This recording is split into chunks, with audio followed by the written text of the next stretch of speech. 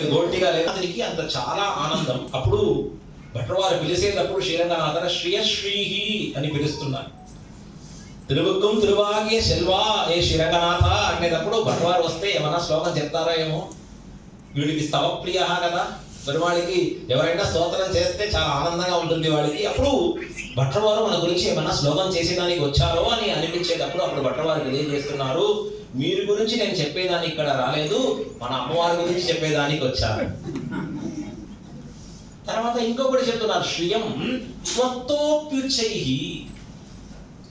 అది మీరు ఒక వైభవం చెప్పానే, దేవరవారి వైభవం శ్రీరంగరాజులో చెప్పానే, ఆ వైభవం చెప్పిన అలాగా చెప్పేదానికి కాదు, అది నుంచి ఇంకా ఎక్కువ చెప్తాను అమ్మవారి వైభవం. శ్రియం త్వత్తోప్యుచ్చైః వయమిక పనామ శృణుతామా. రంగనాథుడు చెప్తున్నారు, అదే ఎందుకయ్యా ఇక్కడ చెప్పేది, అమ్మవారి గుడి సెపరేట్ గా పెట్టాను కదా మీకు. నేనే సంవత్సరానికి ఒక రోజు వెళ్ళి అక్కడ మా కోసం డోర్ తీయకుండా అమ్మవారి క్లోజ్ చేసి ఎంత పెద్ద ప్రయత్నాలు చేసి లోపల వెళుతానది పంగుని ఉత్తరం రోజప్పుడు. అక్కడ వెళ్ళి మీరు స్తోత్రం చేసేదానికి అవుతుంది అని అడిగేటప్పుడు కాదండి, అది ఎక్కడ స్తోత్రం చేయాలి అంటే దేవరవారి ముందుకు విన్నపం చేయాలి.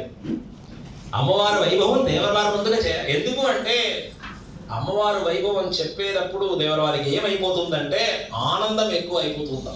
రంగనాథునికి పెరియ పెరుమాడికి వాడు తిరుమేనిలో కవచం పెట్టుకున్నారు. పెరుమాళ్ స్వర్ణ కవచాలు పెడతారు కదా పెరుమాళికి ఆశ్చర్యంగా. ఆ కవచం భట్రవారు ఒక శ్లోకం చెప్తే మళ్ళీ ఆ కవచం ఇంకొక టైట్ గా అవుతుంది, ఇంకొక శ్లోకం చెప్తే మళ్ళీ ఇంకా టైట్ గా అయిపోతుంది, మళ్ళీ ఇంకొక శ్లోకం చెప్తే కంచుక శతం 100 pieces గా అయిపోతుంది. అది భట్రవారు చెప్తున్నారు, దేవరవారికి అమ్మవారి గురించి స్తోత్రం అనేటప్పుడు దేవరవారి ముందుకు విన్నపం చేయాలి. ఈ పేరేమి ఈ క్షేత్రానికి శ్రీరంగం అని పేరు. పెరియవాచాన్ పిళ్ళై పెరియ తిరుమడి వ్యాఖ్యానంలో తెలియజేస్తున్నారు మనకి. ఊరు ఇవల్ పేరాయిట్రు అంటున్నారు. ఈ ఊరికి ఎవరు ఊరని పేరంటే అమ్మవారు ఊరు. శ్రీ అంటే మహాలక్ష్మి. శ్రీయన్ పెరియ విరాట్యాలకు తిరునామిరే ముముక్షుపడిగా ద్వయ ప్రకరణంలో పిడలోకాచార్యుని అనుగ్రహించిన సూత్రం ఇది. శ్రీ అమ్మవారికి ఎంతో తిరునామం, ఇందిరా మా లోకమాత ఎంతో తిరునామాలు ఉంది. అందులో ఫస్ట్ మొదట్లో వచ్చిన తిరునామం ఏది అంటే శ్రీ.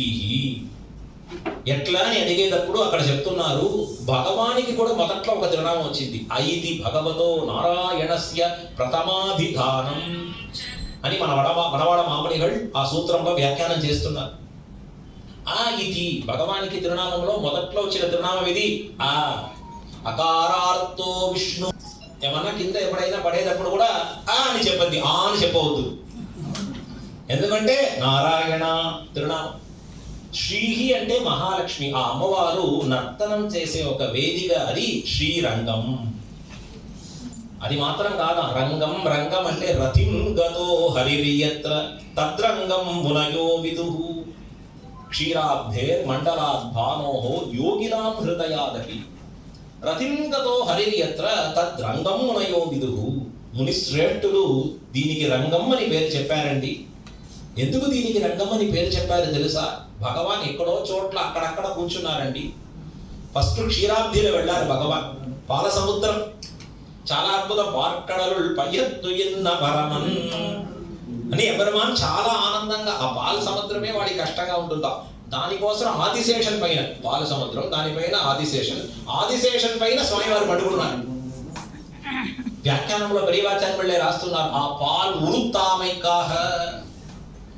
పాల్ పెరుమాళ్ తిరుమేనిల ఆ క్షీరం ఉంది, ఆ తిరుమేనిల పెరుమాళ్ తిరుమేనిల అది వస్తే పెరుమాళికి అది బాధ కలుగుతుందా, దానికోసం ఇంకా సాఫ్ట్ గా కనిపించే ఆదిశేషన్ పైన సైనం చేస్తున్నారు. సరే అక్కడ ఆనందం